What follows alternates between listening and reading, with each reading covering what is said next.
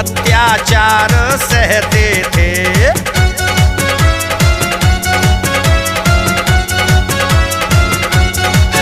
जो जुल्म सब पे ढाते थे।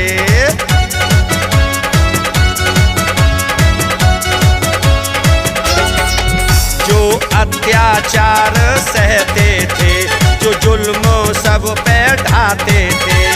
चंद्रशेखर आए सबको न्याय दिलाए।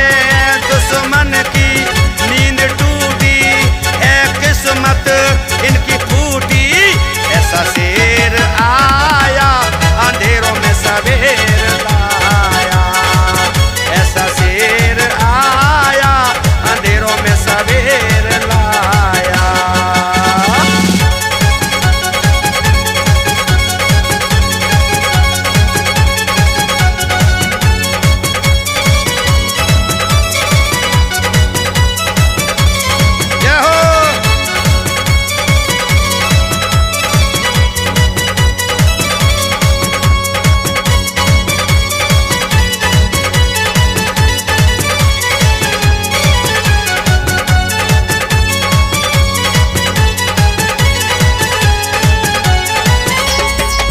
जहाँ गरीब सताए जाते थे,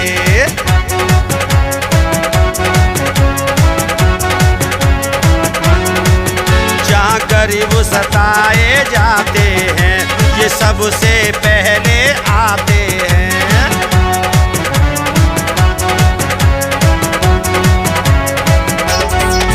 जहाँ गरीब सताए जाते हैं, ये सबसे पहले आते हैं।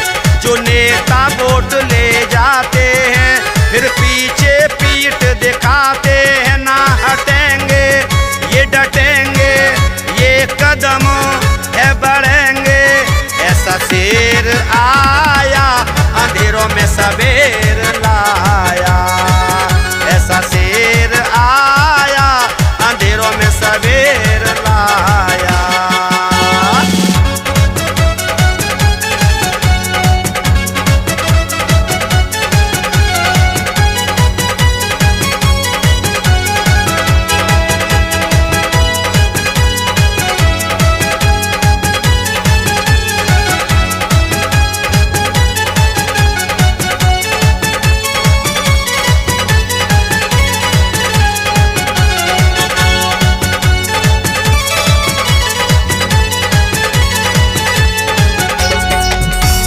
झूम झूम के गाएंगे,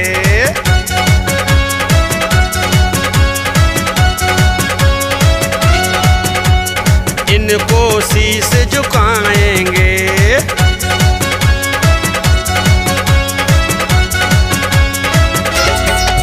राई झूम झूम के गाएंगे, इनको शीश झुकाएंगे। भीम आर्मी जिंदाबाद, मरते तक हम चिल्लाएंगे। भाई बहना है कहना, डर के मत तुम रहना। ऐसा शेर आया अंधेरों में सवेर लाया। ऐसा शेर आया अंधेरों में सवेर लाया। भीम आर्मी जिंदाबाद, चंद्रशेखर जिंदाबाद। भीम आर्मी जिंदाबाद।